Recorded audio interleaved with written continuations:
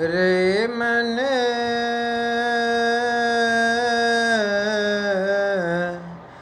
रे मन धीरज क्यों न धरै रे मन धीरज क्यों न धरै रे मन धीरज क्यों न धरै।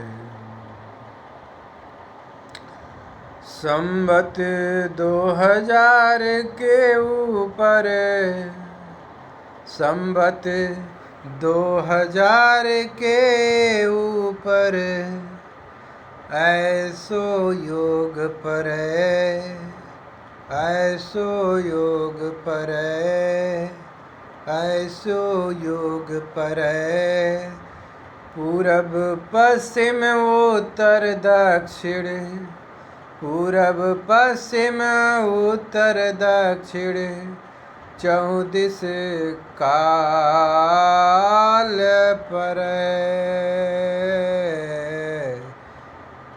अकाल मृत्यु जग माही व्यापै अकाल मृत्यु जग माही व्यापै प्रजा बहुत मरै प्रजा बहुत मरै सहस बरस लग सतयुग व्यापै सहस बरस लगी सतयुग व्यापै सुख की दशा फिरै अरे दुसुख की दशा फिरै स्वर्ग फूल बन पृथ्वी फूलै स्वर्ग फूल बन पृथ्वी फूलै धर्म की बेली चढ़ै अरे धर्म की बेली बढ़ै काल ब्याल से वही बचेगा काल ब्याल से वही बचेगा जो हंस का ध्यान धरै जो हंस का ध्यान धरै सूरदास हरि की यह लीला टारे नाही टरै। तो प्रेमी सज्जनों, सूरदास जी ने अपनी भजन 180 नंबर 180 भजन है यह सूरदास जी की।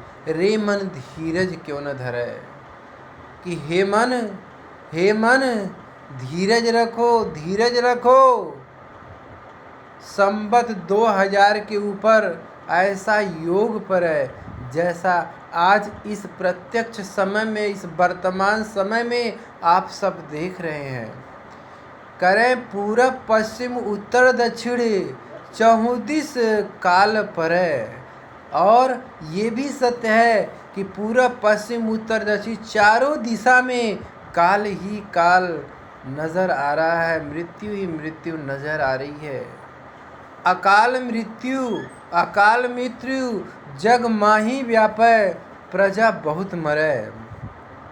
ये भी सत्य है आज के इस वर्तमान समय में कि अकाल मृत्यु ही हो रही है।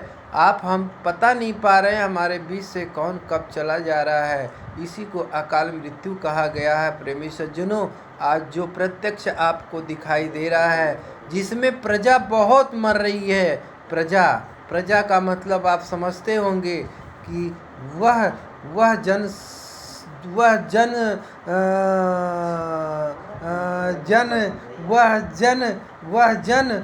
लोग जो प्रजा मतलब केवल खाते हैं और कमाते हैं, एक दूसरे की नौकरी से अपना जीवन यापन करते हैं या अपनी खेती बाड़ी करके जीवन यापन करते हैं, ऐसे लोग प्रजा होते हैं।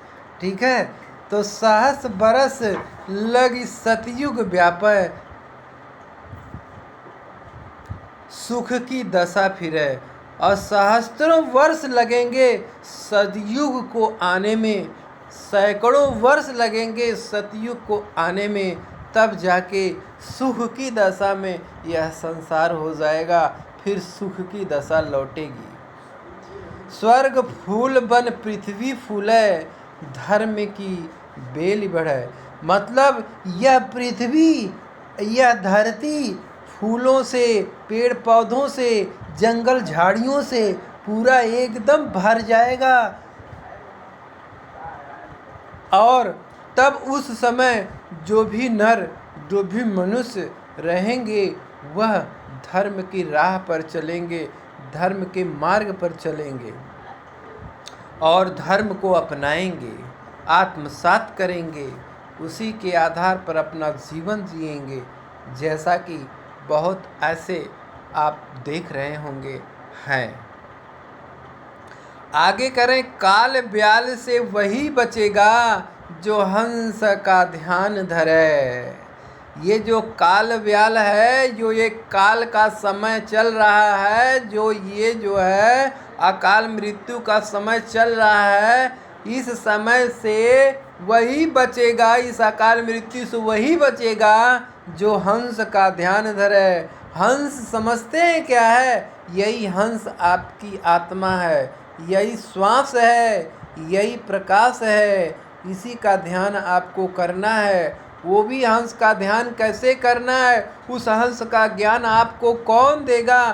कैसे पता चलेगा कि हंस, कौन से हंस का ध्यान करना है? तो इस हंस के ध्यान का पता करना है तो आपको सचमुच ध्यानमय होना पड़ेगा। अगर आप अपने अंतर्मुखी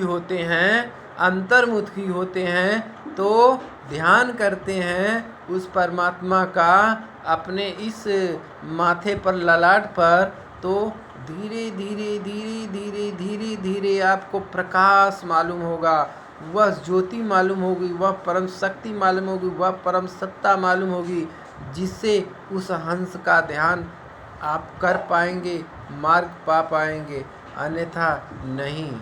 अगर पाना है तो इस समय के सत्पुरुष, सद्गुरु जो हैं, जो सच्चे हैं, ये नहीं हैं तो सद्गुरु बहुत इस संसार में, इस समय, इस कली काल में, लेकिन जो सच्चे सद्गुरु हैं उनकी शरण में आप जाएंगे तो किस हंस का ध्यान देना है, उस हंस के बारे में आपको लखाएंगे, बताएंगे, अभ्यास कराएंगे। आप उसमें अपना ध्यान लगाकर अपने जीवन का कल्याण कर पाएंगे। और कहते हैं, सूरदास हरि की यह लीला।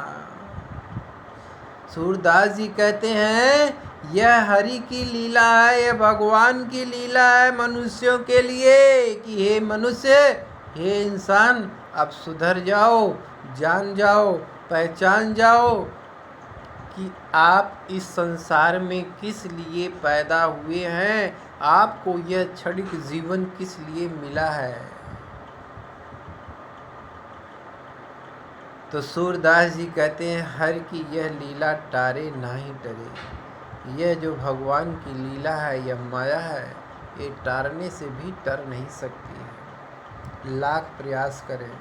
एक ही मात्र चारा हमारे आपके अंदर है, या तो हम खूब भजन करें।